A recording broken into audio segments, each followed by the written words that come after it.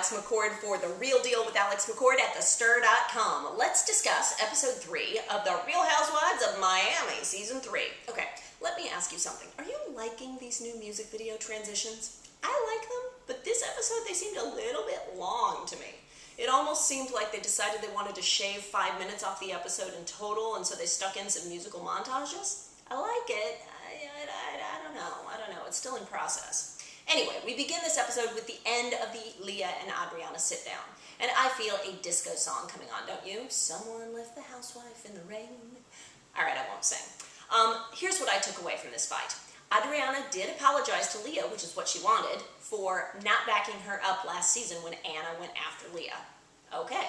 Leah, in turn, says that there was a wedge between them and certain other people, who shall remain nameless, wanted to drive a Mack truck through it and keep them apart. Now, I have seen this happen so many times on The Housewives. There will be 2 cast members who are as thick as thieves, and suddenly there's some doubt, there's a fight, and then other people, whether it is cast members who want camera time or crew members who want storyline, ooh, that rhymed, will conspire to keep them apart. It happens a lot.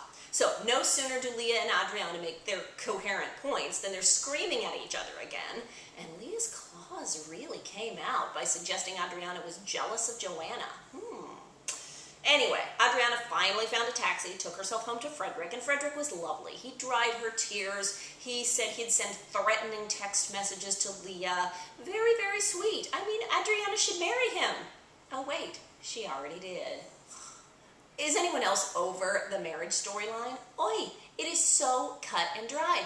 They got a license, they filed it, they're legally married. The end.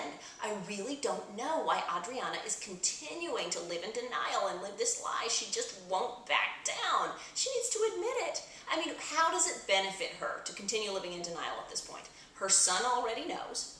She's on a reality show, and so she's going to get what she wants. She will get the big church wedding, or vow renewal, whatever you want to call it. Why doesn't she just come clean? Anyway, let's move on to Joanna and Roman in the bedroom. Holy moly. Roman said Joanna is boring in bed. And I'm thinking, no way is she going to be boring, but is Joanna a doormat? If any man dared to ever say that to me, I would light him on fire. Literally. He wouldn't be bored. He'd be dead.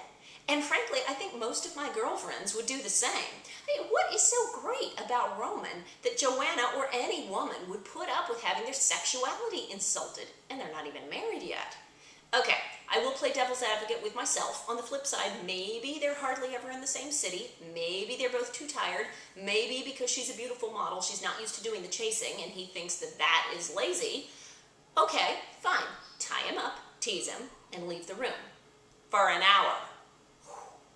Ultimately, I hope that this whole storyline is a producer suggestion, because if that was real, that was rude. Now, over at Lisa Hochstein's house, it's got to be difficult to deal with wanting a baby so badly and not being able to have one. I feel her pain, as any mom would. Lenny, the husband, comes at it from a position of science. Okay, we can't do it naturally, let's do a surrogate. He's trying to solve the problem. He doesn't realize that that's hurting Lisa, that she really wants to carry a baby herself. She says she's so young. Well, she is. Tell you what, though, I was having flashbacks to being 29 and pregnant myself, and someone called it a geriatric pregnancy. Ouch. Good luck to them. Now, it's interesting to me to see how in episode 3, we're not very far into the season, Leah Black is being slammed by everybody. Now, let me point something out. The producers for this series are the same ones who did the Real Housewives of New York City season 3. Scary Island, Jill versus Bethany versus me. Jill Zarin ultimately waged war on herself when she tried to wage war on every single cast member on the show. Same production company. So it made me think, is Leah Black about to get the Jill Zarin treatment? We know why Adriana is mad at Leah, but what's up with everybody else? Okay, Marisol is definitely not on Team Leah. She calls her full of satanic, evil darkness, which cracked me up. Alexis says Leah always turns on people. And if it's true what Adriana said, that Leah collects people, then maybe it's also true that Joanna is the newest piece in Leah's collection. I don't know. That leaves Lisa. Well, I had felt sorry for Lisa for the baby drama, but by the end of the episode, she was back in wind-up housewives mode. Oh my goodness. Who in their right mind would invite two sets of friends who hate each other out on the same night to the same place and not tell them the others are coming? Who would do that? A wind-up housewife, because it doesn't happen in real life. Hey Lisa, we need to get the drama going. Why don't you throw a party, invite Team Leah and Team Auntie-Leah, don't tell them they're coming, and let's film it. Okay, however it happened, once they were all in the restaurant, that drama really happened. What do you expect? Leah walked out, she texted her team to see whether they'd be loyal and follow her out. They did. And Team Leah is crying on the sidewalk. Team Auntie-Leah is whooping it up inside. So which would you rather have dinner with? Me, I would always rather whoop it up than cry on the sidewalk, wouldn't you?